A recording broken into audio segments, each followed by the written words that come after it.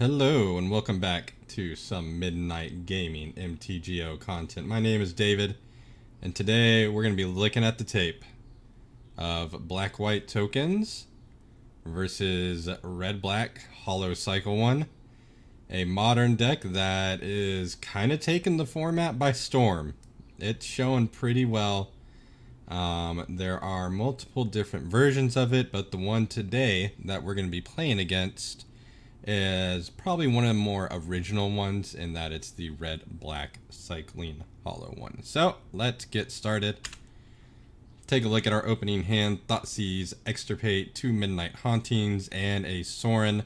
It's a little bit slow because we do not have a turn 1 Thoughtseize due to our lands. But I definitely think it's keepable. So we're going to keep. Opponent on the plate. Thoughtseizes us.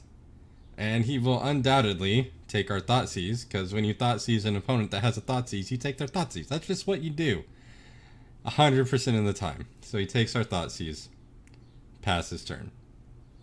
We draw Phyrexian Arena, Windbrisk Heights put into play. We're going to tuck a Sorin under there, and then we're just going to pass turn to our opponent. Now what this opponent is about to do is just amazingly explosive. You'll see. So, Cycles Edge of Autumn. That's a card that I'm not used to seeing in this shell, but it definitely works. Cycles the Street Wraith.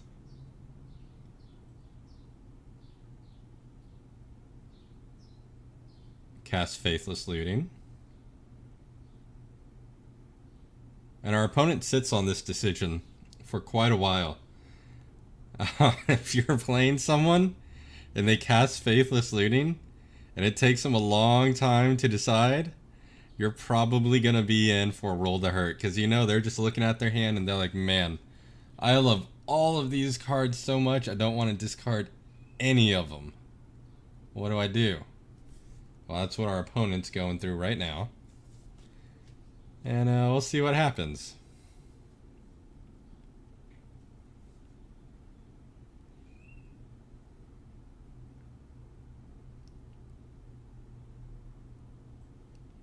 Still deciding.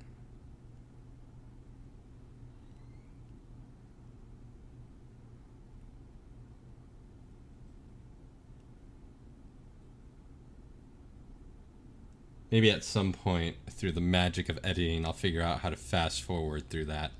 But, I mean, the anticipation would be gone. So opponent finally decides, and now everything hits the board. So Death Shadow, 2 hollow ones. Opponent's board state at this point is absolutely insane. At best, we play a Plains here, or we play an ISO Chapel. They get in for 10, and then we play a Plains, and we can Midnight Haunting to chump block 2 of the hollow ones, take 2, go down to 8, do the same thing. It's not very sustainable. At least not from what I see. And our opponent, while he does have some information about what we're doing with our deck through that single Thoughtseize, I am less interested in giving him even more information going forward. Sometimes your opponent just gets a really good opening draw, and this is what happens. And this was just an amazing opening draw, an amazing sequence of cycles into hollow ones and into draws.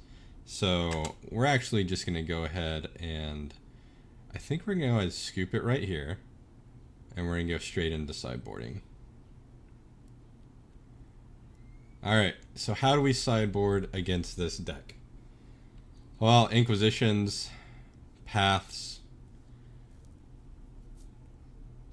get rid of the Day of Judgment. I think there is definitely, you can make an argument for Relic in this particular case. But we also have 3 extirpates. So I think we're just going to try to lean on them. Leyline of Sanctity is usually a card that you just auto bring in the first time you see Thoughtseize. Personally, I think Leyline is a little bit less powerful when you are on the play and you can be the person that does that turn 1 Thoughtseize. So that's why I tend to keep it in the sideboard. And then I'll bring it in when I'm on the draw. This hand that we mulliganed into is a great hand. Thoughtseize, Phyrexian Arena, Tide Hollow Sculler. So we have a ton of hand interaction. We've got plenty of lands. So we're just going to turn 1 Thoughtseize, our opponent.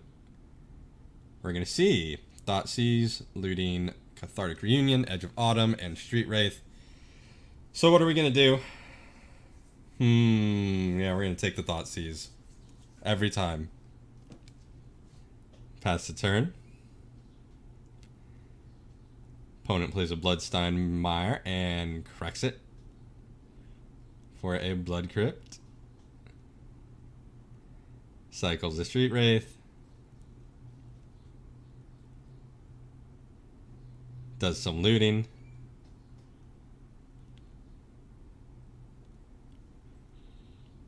And this deck that our opponent is playing looks like it's so much fun. Being able to play massive creatures for free. There you go. Turn 1, 4/4. Not bad. In response, we're going to go ahead and Tide Hollow Sculler, take another look at our opponent's hand. We see Thoughtseize, Gurmag Angler, and Edge of Autumn. You know, the only one of these cards that can really affect the board state immediately is the Angler. So that, I think, is definitely the card we take.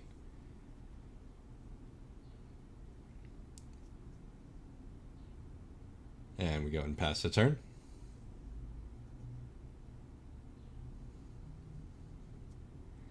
Now, a lot of times when you have an effect that allows you to look at your opponent's hand and take a card out of it, and you leave a card like Thoughtseize in their hand, a lot of players will see that as a tip-off that you might not have anything in your hand worth Thoughtseizing.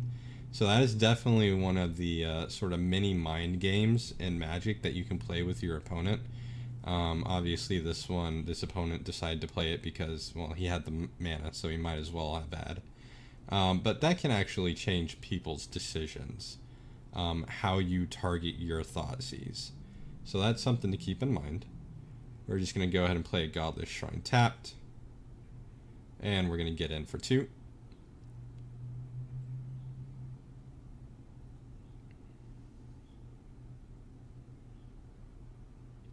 And ship it to our opponent, who will likely get in for 4.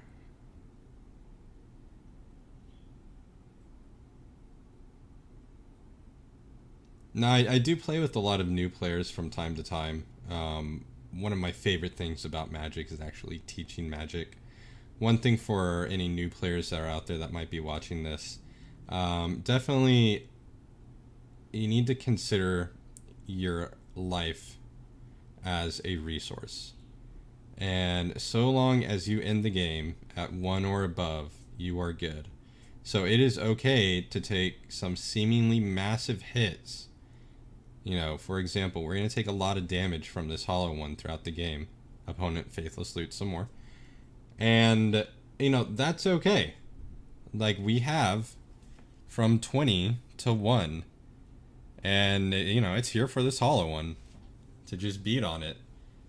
We do have an answer. We have a Path to Exile. We've had it in our hand for an extremely long time. But there's just absolutely no reason to play it at the moment, because we have seen a lot of our opponent's deck, and we know that he does not have any way to burn us out of this match. So we're going to take another hit. We're going to go down to 6. We're going to draw Lingering Souls. That's a great draw. That allows us to chump block. If we choose to, we can kind of stem the bleeding a little bit, and we can get in with our Tide Hollow Sculler. And it definitely changes the clock from our opponent's point of view.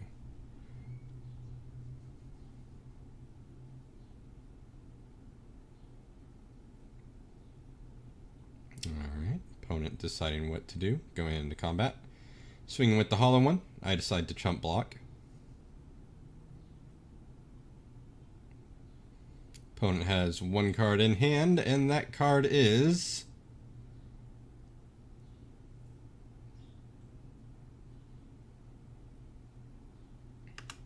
Temur Battle Rage. So this right here has us dead on board. Having said that, you know, we have been saving Path to Exile for this exact moment. You can 1-for-1 your opponent all day, and it tends to maintain the status quo. The giant swings that come in Magic the Gathering are times where you can 2-for-1 your opponent, you know, or 3-for-1 your opponent. Just really put them at a great disadvantage with a single card. So in this case, we're going to Path to Exile the hollow one. Temur Battle Rage will end up fizzling because it has no target.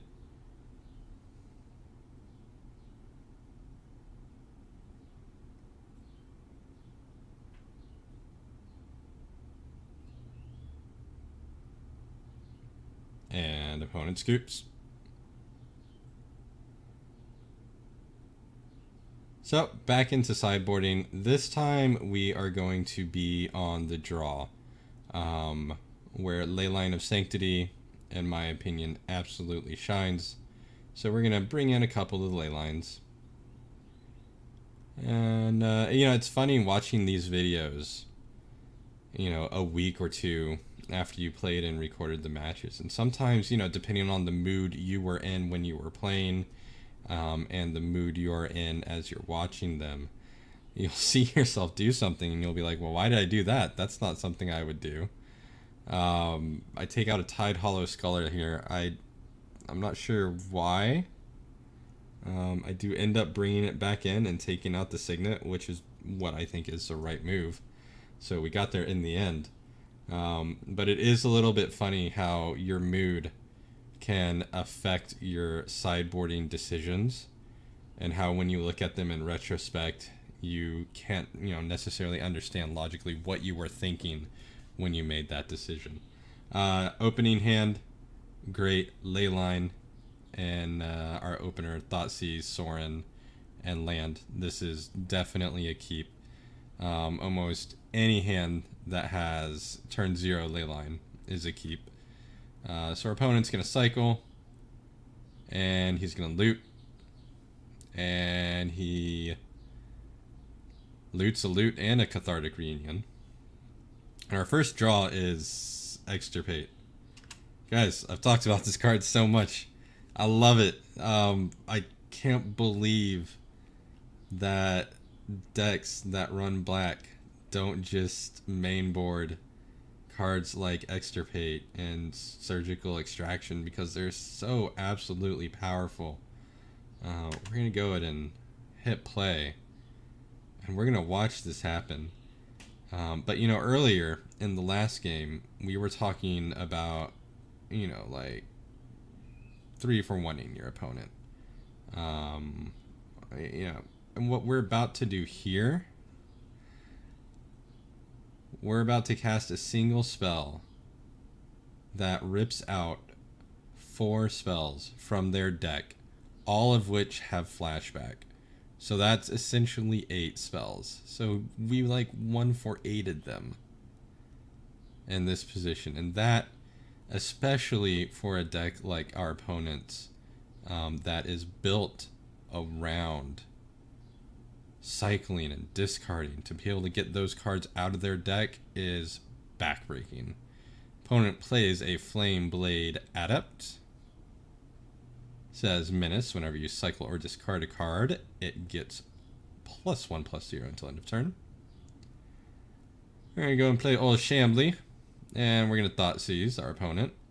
And we are going to get rid of the only target that there really is, which is the Gurmag Angler. And at this point, you can't help but feel really good about what's going on. We know our opponent's hand. He has one item he can cycle, that being the Edge of Autumn. He has a creature in play that can become an issue, but based on what he has in his hand, will not become an issue.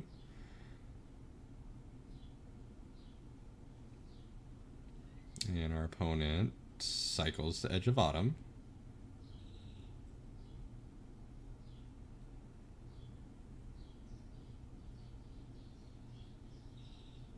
Plays the Marshlet, so now we have no knowledge of what our opponent has in hand.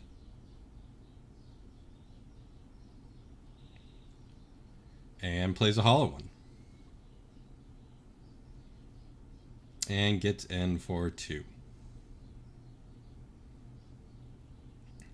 Leyline of Sanctity, number 2.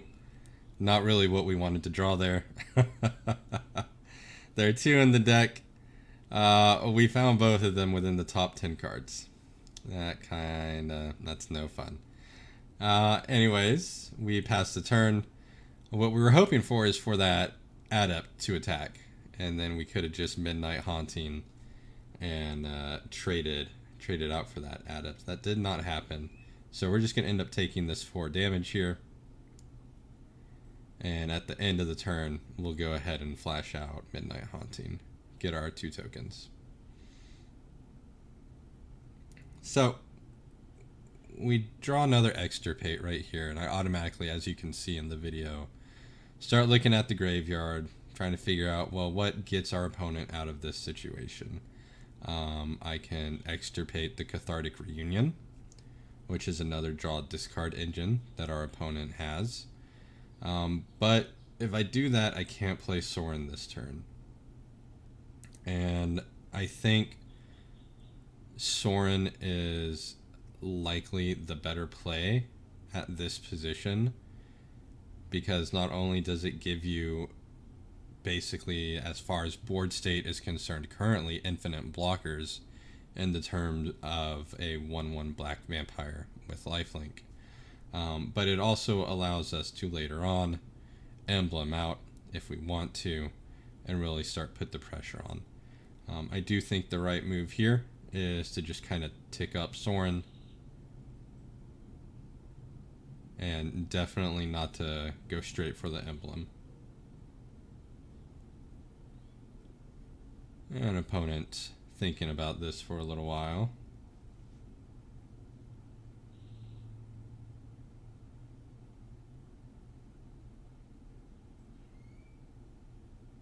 Alright, and there's our vampire.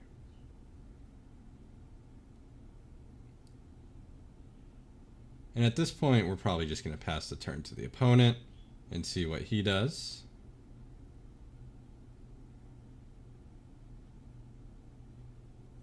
He taps a black. Taps everything.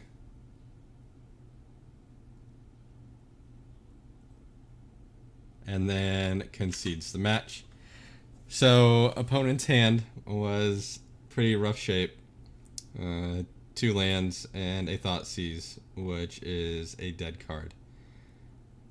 I don't think it's worth playing out from his position if I try to put myself where he is across the table. Basically, you've got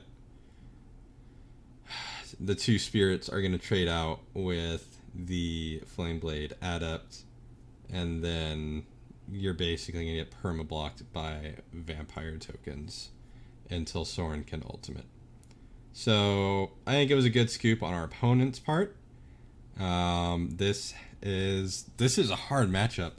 What this deck can do, and what some of the other decks that are similar to it. There's a mono red version that Saffron Olive featured probably a week or 2 ago. Went, I think, 5-0 in a competitive league. And this Holloween deck is extremely inexpensive.